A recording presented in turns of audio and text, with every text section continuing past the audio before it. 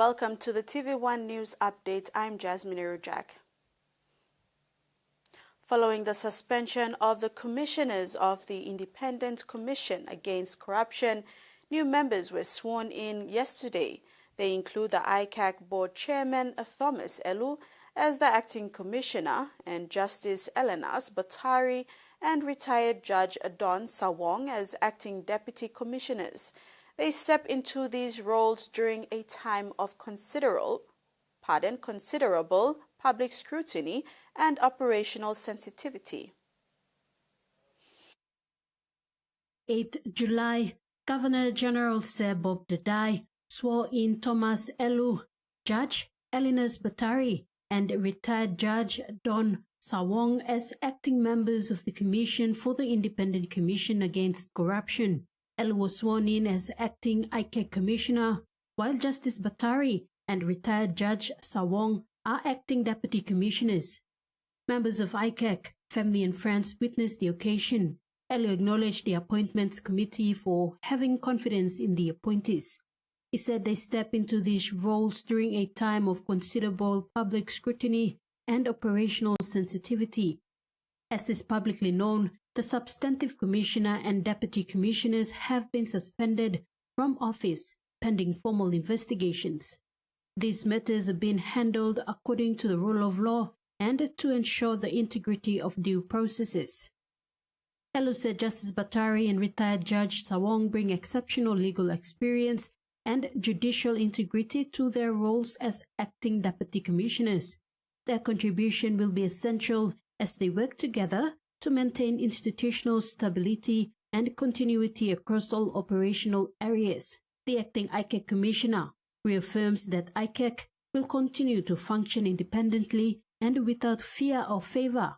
Their main focus now is to reinforce confidence in the institution, sustain momentum in the fight against corruption, and demonstrate that the ICAC is resilient and accountable. Tracy Pa, TV1 News. Prime Minister James Marape was honored with a private audience with King Charles III at Highgrove Estate, Gloucestershire, on Monday, 7th of July 2025, following the monarch's high-level gathering with global indigenous leaders and environmental champions. King Charles welcomed PM Marape into his personal study to reflect on shared concerns for climate change and conservation. The King has been a front runner in these conversations. Over 40 years ago, he was speaking on how nature and humans must have a symbiosis coexisting. In fact, human giving respect to nature, because we have one planet that we might all lose. And today's contemporary conversation on biodiversity, climate change, preservation of earth, including forestry and ocean, is a huge contemporary conversation. The King has been the voice of this line of thinking, school of thoughts and conversation. Papua New Guinea is a royal country. We belong to the Commonwealth family. King is a head of state. Of many he would have chosen, he chose Papua New Guinea to be in attendance to his. The recent finalization of two major roadwork contracts by the Department of Works and Highways represents a significant investment in the country's infrastructure with a total value close to 20 million kina. Supported by Australia's Transport Sector Support Program Phase 3, these two major roadwork contracts aim to upgrade critical sections of the national highway network, particularly in the Western Britain and Medang provinces. The improvements in road access are expected to facilitate better connectivity for local communities and businesses, ultimately boosting economic activity in these regions. Enhanced roads can lead to increased trade opportunities, improved transportation of goods and services, and greater accessibility to markets and resources. This initiative aligns with broader efforts to strengthen infrastructure across Papua New Guinea, which is vital for sustainable development and economic growth. As these projects progress, they are likely to have a positive impact on local employment, supply chains, and overall quality of life for residents in the affected provinces. Freddie Moe, TV1 News. In West New Britain, Governor Sasindran Muthuvel and his wife, Suba Sasindran, spent the weekend reaching out to their community through acts of kindness, from supporting early childhood education to visiting hospital patients with heartfelt donations. Carol Kido Jr. with this report. It was a moment of joy for 120 children enrolled at Caritas Early Childhood School when West New Britain Governor Sasindran Muthuvel and his wife Suba Sasindran visited on Friday morning. Feed the need that every day I'll buy cooking kai na minimum 200 packets I'll buy every. And this is happening for the last 4 months. 4 months? Yeah, 8 months. Oh, 8 months. Already 8 months. We reached over 10,000 packets of food. Mainly this one, suppose birthday below me, okay, me by sponsoring 2,000 kina. Lo by kai na cooking na by supply. Suppose birthday below you, suppose you give me 100 kina, me by putting 100 kina on top of them, me by printing name below you, Nicole, happy birthday Nicole, me by giving 200 kina worth of kai. So on an average, roughly like it's like 5 kina per packet kind of thing. But me it's a cooking na giving. But this is mainly to promote also instead lo ipla wasting money lo buying beer or drinks partner. It's like Yes, suppose yes. one Don't player spend you any like birthday celebrate parties. birthday, okay, you give me 1,000 kina, me by putting 1,000 kina on top. So as many people as possible we can feed. Just days before, Governor Muthuvel had presented a 200,000 kina check to Caritas Girls Technical Secondary School to support educational growth and infrastructure.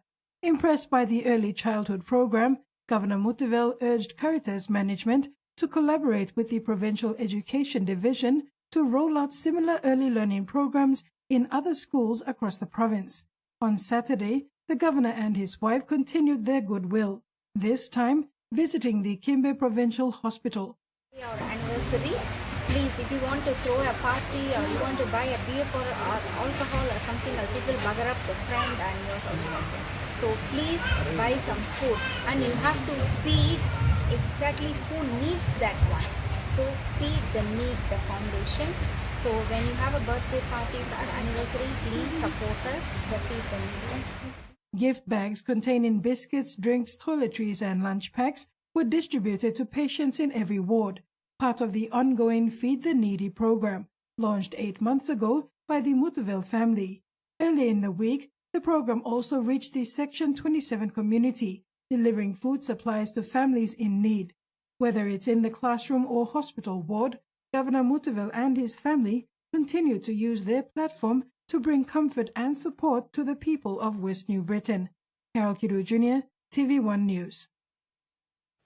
The Simba Provincial Executive Council has partially lifted a liquor ban imposed in December last year.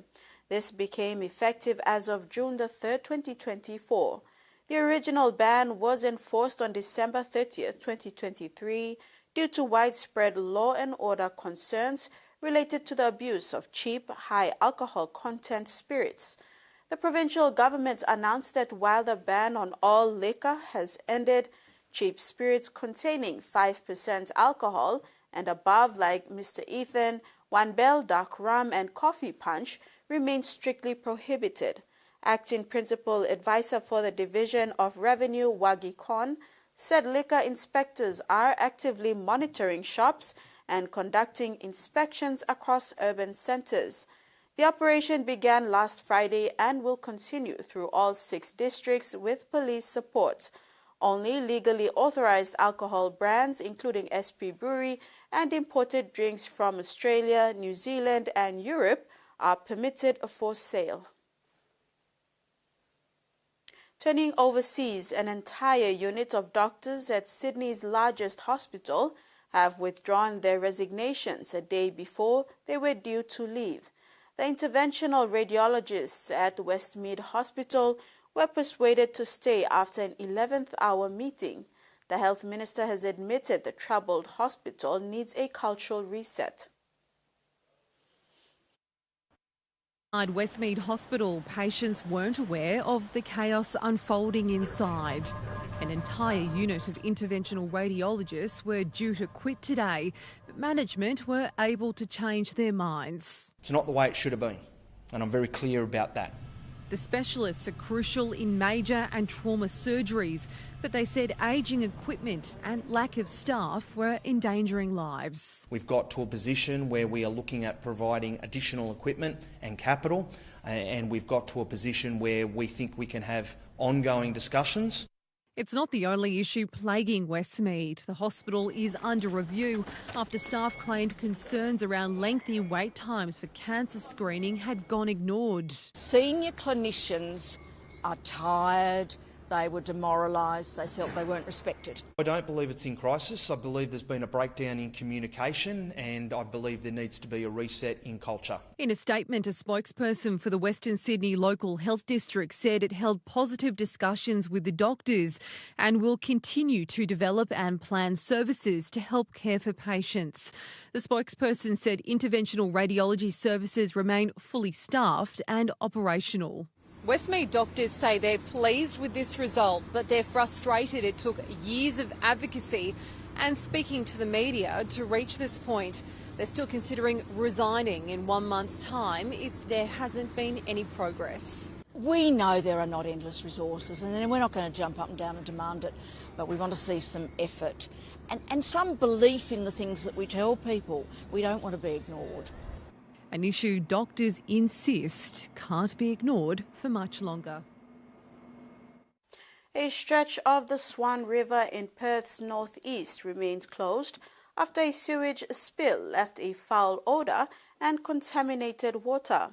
It is the second time in the past month a burst sewer pipe has sent human waste into suburban areas and caused a public health and environmental hazard. Watercorp staff suited up and testing for raw sewage. And that's the field parameter readings. The consequence of a wastewater overflow which closed the river from Vivash near Middle Swan to Guildford. Oh, sad. Stanley Littlejohn and his mum Jax had come to catch flathead with the new lures he'd made. We thought we'd come and test it at a beautiful spot on Noongar country where we always come. But today's not the day. While undergoing repairs on a damaged wastewater pipe in Caversham, untreated sewage spilled into the Swan River. Warren Southwell was paddling upstream, training for the Avon descent, when he smelled something off. And I thought, that's not the normal smell I smell. And then I noticed that the river, as I was going along, changed colour. So instead of being a clear brown, it suddenly went to a milky, coffee, sort of gravelly colour. He went home and washed down, but others were caught unaware. On Friday, a group of local daycare children were playing in this area. One of the mothers says she's very concerned because her son and others were wading in the water and there were no signs saying to stay out of the water. The Watercorp says signs had not been put up then because the sewage had not reached that area yet. The signage wasn't there at the time the kids were in the water. I wouldn't expect they have anything to be concerned about, but if their children are feeling any symptoms, we all absolutely do recommend they go and see their medical practitioner to get them checked out. It comes after sewage flooded streets and parks in Spearwood and Beaconsfield last month. The government says it's unacceptable, and the opposition wants an audit of all 17,000 kilometres of wastewater pipes. That kilometre and that kind of vast network, these incidents and bursts are unfortunately going to occur. But what we do try to do is mitigate and get on top of them as quickly as possible. The Watercorp says it prioritises maintenance and safety. That's been the news update for today. Do join us at 6 p.m. for the main bulletin. Bye for now.